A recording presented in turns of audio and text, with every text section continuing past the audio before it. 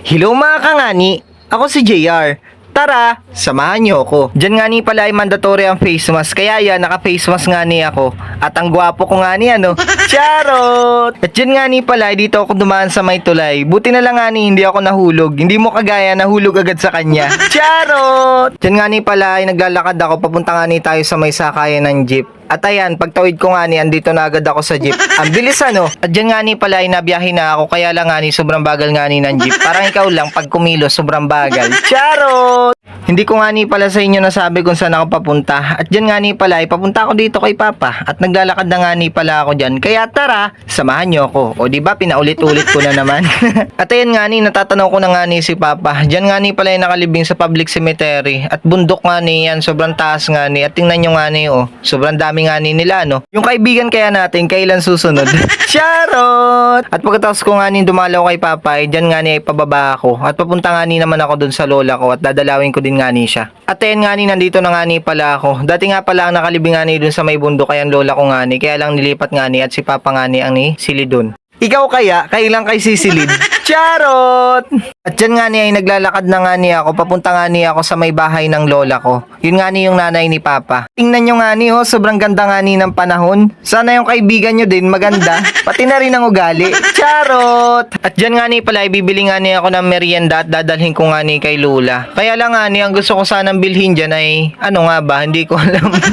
Basta may gusto kong bilhin dyan, nalimutan ko na. At papunta na nga ni ako dyan sa bahay ni Lola at hindi ko na nga ni na-video. Pagkatapos nga ni ng halos 5 oras na kwentuhan dyan, ay ayan nga ni, gabi na nga ni, o diba inabot ako ng gabi nga ni. Sinong mahilig nga ni dyan na makipagkwentuhan sa mga lola na halos inaabot ng ilang oras? Ayan nga ni, o inabot ako ng gabi. Inulit, o diba? Charot! At dyan nga ni pala inaantay ko nga ni yung mga kaibigan ko at kakain muna nga ni kami dyan ng Jollibee. Kasi nga ni syempre nagutom naman kami dyan. At ayan, kanina nga ni ay maganda yung panahon at biglang pumangit nga ni. Parang yung kaibigan mo lang, pangit na nga ni ang mukha, pangit pa ang ugali. Charot! At dyan nga ni pala ay habang na-order sila ay ako nga ni ay humanap na nga ni ng mauupuan namin. Para nga ni meron na agad kaming pwesto pag dumating na nga ni yung order namin. At samahan nyo nga ni pala kami dyan at naglalaro nga ni pala kami dyan kung sino nga ni yung kukuha ng order dyan.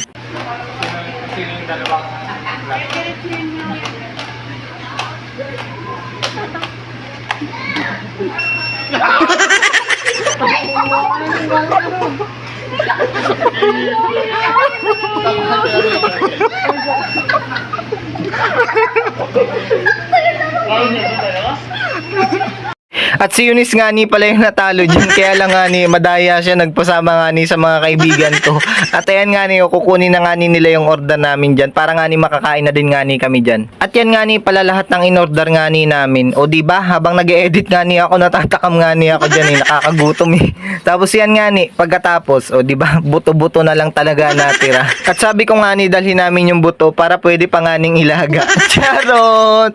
At ayan nga ni pala si Jollibee. Siguro ngalay na yan. Magapong nakatayo eh. At dyan nga ni pala ipapunta nga ni kami sa may bahay nila Bidad. At ayan, nandito nga ni pala kami sa may bahay nila. Hindi ko din alam kung bakit kami pumunta dyan. At meron nga ni pala silang alagang pagong dyan. Oh, tingnan nyo nga ni oh. Astig ano, hindi nga ni siya inaaway ng pusa eh.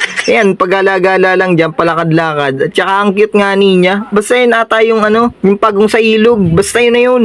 At dyan nga ni naglalakad na nga ni kami at pauwi na nga ni pala kami dyan. At dyan nga pala ay nakasakay na nga ni ako ng van. Kaya lang nga ni, 3 bus na ang dumaan. Sobrang tagal umalis ng van. Kaya yan, nagbasa lang din ako. Sa Superlines nga ni pala ako napasakay dyan. At medyo nakakatakot nga ni kasi nga ni luma na. Parang yung mga nasa horror movie nga ni dyan yung bus. Basta ganun yung pakaramdam. At yan nga na naglalakad na ako pauwi. At hanggang dito na lang. Maraming salamat sa panonood. Bye-bye!